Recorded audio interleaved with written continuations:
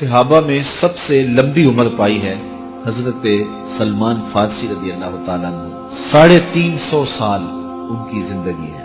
اتنی زندگی صحابہ میں سے کسی کی بھی نہیں ہے جتنی حضرت سلمان فارسی رضی اللہ تعالیٰ عنہ کی ہے۔ بنیادی طور پہ یہ ایک مجوسی کے بیٹے تھے اور بڑے امیر کبیر خاندان سے تعلق رکھتے تھے۔ یہ اپنے باغ میں جاتے تو راستے میں ایک راہب کا کٹیا تھا، یہ گزرتے گزرتے اس کے پاس رکنے لگے تو اس کی باتوں میں وحی کا اجالا تھا تو اس کی باتیں اچھی لگنے لگی۔ باپ کو پتہ چلا تو اس نے کہا کہ ہم مجوسی ہیں، آپ کو پوچھتے ہیں، اور یہ نصرانی ہے، تم اس کے پاس نہ بیٹھا کرو، کہیں تمہارا دین نہ لوٹ لے۔ لیکن ایسی طلب جاگ گئی تھی دل میں کہ وہ باز نہ آئے۔ باپ کو پتہ چلا تو اس نے گھر سے نکال دیا اور یہ دور جا کے کہیں ایک گرجا گھر میں ایک پادری کی خدمت کرنے لگے۔ اس نے ساری زندگی شفقت کے سائے میں حضرت سلمان فارسی کو رکھا۔ ناز و نعم سے پالا ہوا بیٹا گھر چھوڑ کے حق کی تلاش میں نکل کے اس کے گرجا گھر میں پہنچا تھا۔ جب اس کا آخری وقت آیا تو اس نے بلایا اور بلا کے کہا کہ میں زندگی کی سانسیں پوری کر چکا ہوں، اب میرے انتقال کے لمحے قریب آ گئے۔ تو نے بڑی میری خدمت کی ہے تو میرے بعد تو غموریہ چلے جانا، وہاں کا جو راہب ہے فلاں اس کا نام ہے، تو اس کی جا کے خدمت کرنا، تجھے حق مل جائے گا۔ حضرت سلمان فارسی کہتے ہیں کہ میں اس کی تدفین کے بعد غموریہ چلا گیا اور جو اس نے نشانیاں بتائی تھیں اس نشانیوں کا راہب مجھے مل گیا۔ میں ایک زندگی گزاری اس کے پاس اور اس کی خدمت کرتا رہا اور میں حق کا متلاشی تھا۔ ایک وقت آیا کہ اس کا بھی آخری وقت آ گیا اور اس نے مجھے تنہائی میں بلا کے کہا کہ کوئی ایسا شخص نہیں رہا جس کے پاس میں تجھے بھیج سکوں، اور میرا وقت آخر آ گیا اور تو نے سچائی کے ساتھ حق کی تلاش میں میری خدمت کی ہے۔ میں تجھے پتے کی بات بتاتا ہوں، پلے باندھ لے، میرے انتقال کے بعد تو یثرب چلے جانا، نبی آخر الزمان کے ظہور کا وقت قریب آ گیا ہے، اور وہ ہجرت کر کے وہاں تشریف لائے۔ کہتے ہیں میں نے اس کو کہا کہ کوئی اور شخص بھی تو دعویٰ نبوت کر سکتا ہے، میں اتنی خاک چھانی ہے، ماں باپ کا دیس چھوڑا ہے، گلی گلی کی خاک چھانی ہے، تو کہیں میں دھوکہ نہ کھا جاؤں، مجھے نشانیاں بتاؤ۔ تو اس نے 3 نشانیاں بتائی۔ کہا ایک تو صدقہ قبول نہیں کرے گا، دوسرا ہدیہ رد نہیں کرے گا، تیسرا 2 کندھوں کے درمیان مہر نبوت ہوگی۔ 2 دن کے بعد اس کا انتقال ہو گیا۔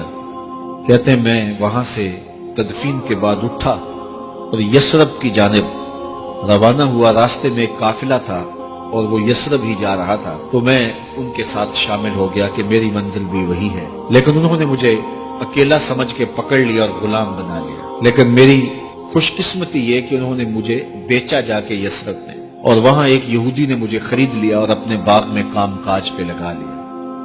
میں روزانہ ان ہمایوں لمحوں اور ان حسین گھڑیوں کا منتظر تھا جن کے لیے میں نے در در کی خاک چھانی تھی، کبھی عرش پر، کبھی فرش پر، کبھی ان کے در، کبھی در بدر۔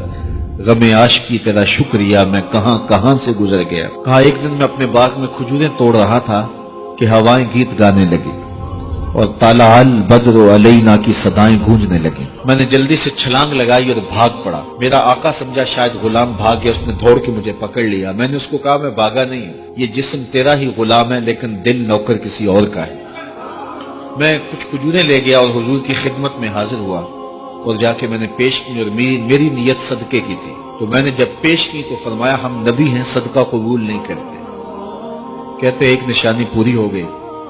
اب کچھ دیر ڈال کے میں پھر کھجوریں لی اور میری نیت ہدیہ کی تھی۔ میں حضور کی خدمت میں جا کے پیش کی تو حضور نے قبول فرماتے ہوئے کہا ہم ہدیہ قبول کر لیتے۔ کہا 2 نشانیاں پوری ہو گئی، اب تیسری نشانی رہتی تھی۔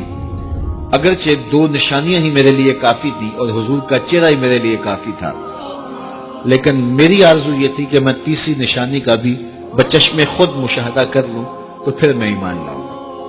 ایک دن حضور میرے باغ میں تشریف لے آئے۔ حضور نے قمیض اتاری ہوئی تھی اور اپنے مبارک کندھے کے اوپر کپڑا رکھا ہوا تھا اور مہر نبوت والی جگہ چھپی ہوئی تھی۔ ہلکی ہلکی ہوا چل رہی تھی اور میں حضور کے پیچھے پیچھے ہوتا تھا۔ میری آرزو یہ تھی کہ ہوا کا کوئی تیز جھونکا آئے اور کپڑا ہٹا دے اور میں مہر نبوت کی زیارت کر لوں۔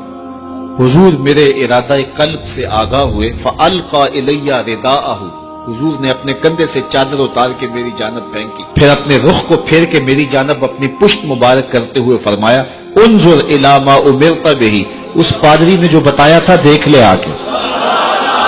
تو کہتے ہیں میں نے دیکھا تو حضور کے دو کندھوں کے درمیان مہر نبوت تھی، تو میں دوڑ کے لپٹ گیا اور حضور کی مہر نبوت کو چوم لیا اور میں حضور کا غلام بن گیا۔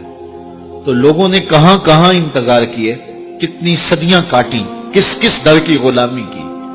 میں کہا کرتا ہوں میرے مقدر آپ کے مقدر۔ آنکھ کھلی، ہمارے والد مسجد سے مولوی صاحب کو بلا لائے اور انہوں نے کان میں آ کے کہا مبارک ہو، تو حضور کا غلام بن کے آیا۔ شاہوں سے ملا ہے نہ تونگر سے ملا ہے، اللہ کا عرفان اسی در سے ملا ہے۔ اوروں کو ملا ہے تو مقدر سے ملا ہے، مجھ کو تو مقدر بھی تیرے در سے ملا ہے۔